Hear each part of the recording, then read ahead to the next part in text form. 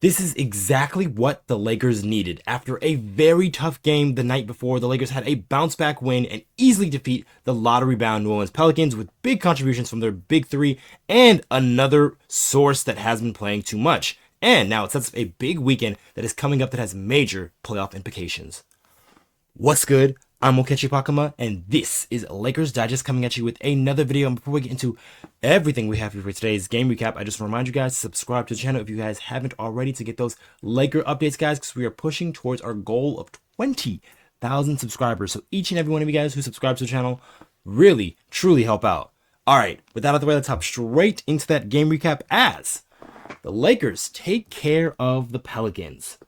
So, the Lakers, who played a very tough game the night before against the Golden State Warriors, who seemed to be ready for them at every beckoning whim, and the Warriors were just in control of that game and took care of business against the Lakers. The Lakers now had the Pelicans coming in, and there was a lot of guys missing from their usual lineup. So this could have been a trap game for the Los Angeles Lakers, but the Lakers maintained that focus and effort and energy they needed to get this win, and they were able to win quite handily against the lowly New Orleans Pelicans. So let's dive straight into those stats that we have for the Los Angeles Lakers, as Luka Doncic led the way in scoring, had 35 points, 6 assists, 6 rebounds. And then Austin Reaves continues his really hot shooting, especially from three. He was 6 for 9 in this game, had 30 points, 7 assists, and 3 rebounds. And then LeBron James had a bit of a scare there because he had, injured his thumb, so he had to get that tape, but it still didn't affect him too much as he still had 27 points,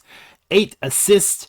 No rebounds, though, which is kind of surprising, but most of those rebounds were being gobbled up by Jackson Hayes, which I thought was probably one of his best rebounding games as he's been a starter. And then off the bench there for a player that we haven't seen too much of, Dalton Knecht got some minutes tonight since Hachimura did not play, and he made the most of it, scoring 12 points off the bench there. So the Lakers, their big three is getting it done once again because this is going to be their main source of offense come postseason, and just obviously come most of these Laker wins now, as Luka Doncic, Austin Reaves, and LeBron James have been sharing the responsibility in the scoring department and using each other to kind of get each other open looks, as a guy like Austin Reaves, who has been playing tremendous basketball really here in this past 2 months since Luka Doncic has been here, and albeit after those couple of games that he was kind of just trying to find himself, Austin Reaves has been tremendous, really shooting the ball with high efficiency.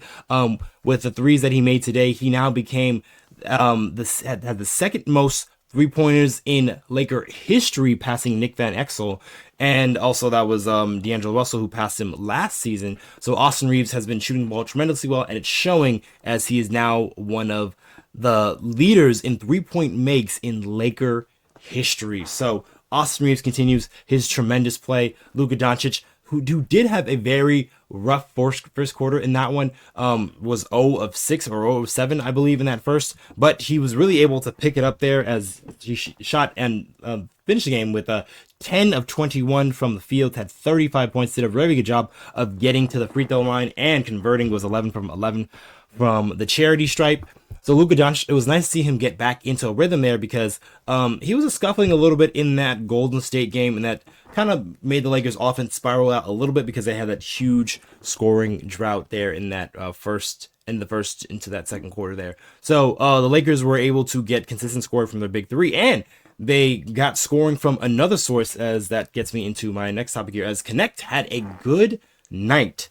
So Dalton Knecht, who has kind of been absent from the rotation here for the Los Angeles Lakers, and that's mostly due to just the Lakers shortening up their rotation and playing more of their main guys, those main minutes. So guys like Hachimura, guys like Gabe Vincent, guys like Dorian Finney-Smith have all been taking up all of those minutes that Dalton Knecht would usually see. But he was able to get some minutes here as Hachimura sat out on the second night of a back-to-back, and he made the most of it.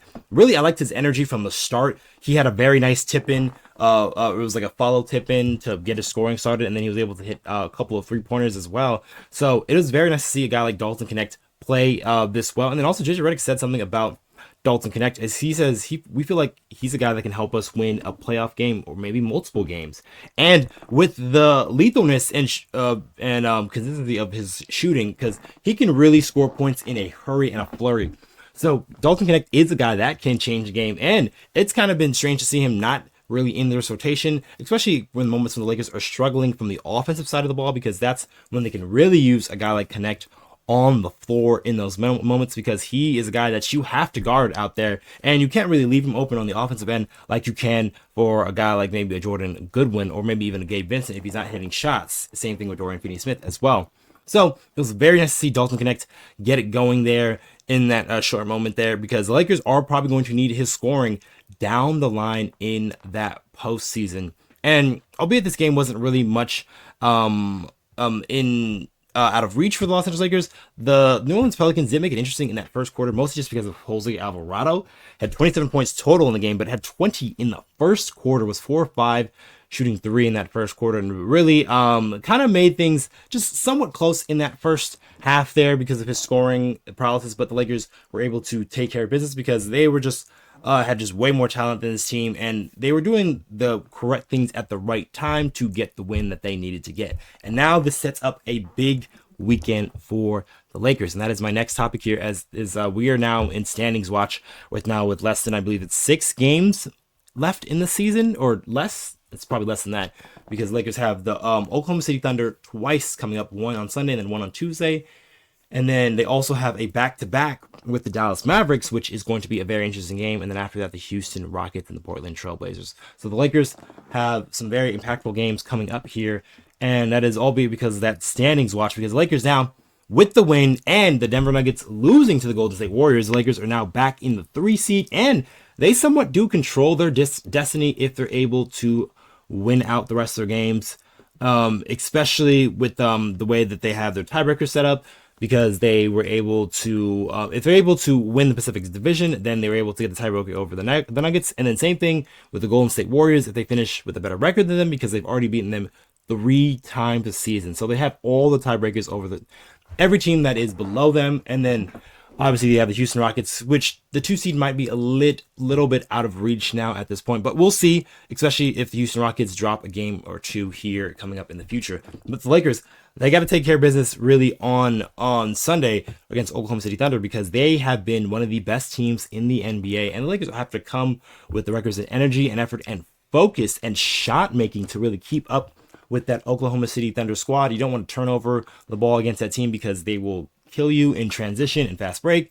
So the Lakers have to do a very good job of not only getting good offense, but be able to set up their guys for good shots, because the Oklahoma City Thunder are going to make it tough on the Lakers' top scorers, Luka Doncic, Austin Reaves, and LeBron James, because they've got some real impact defenders over there for the Los Angeles Lakers. But hopefully they're able to get a win or 2 here in these 2 games here coming against the Oklahoma City Thunder, because that would bode well for them to finish in the top 3 of the Western Conference.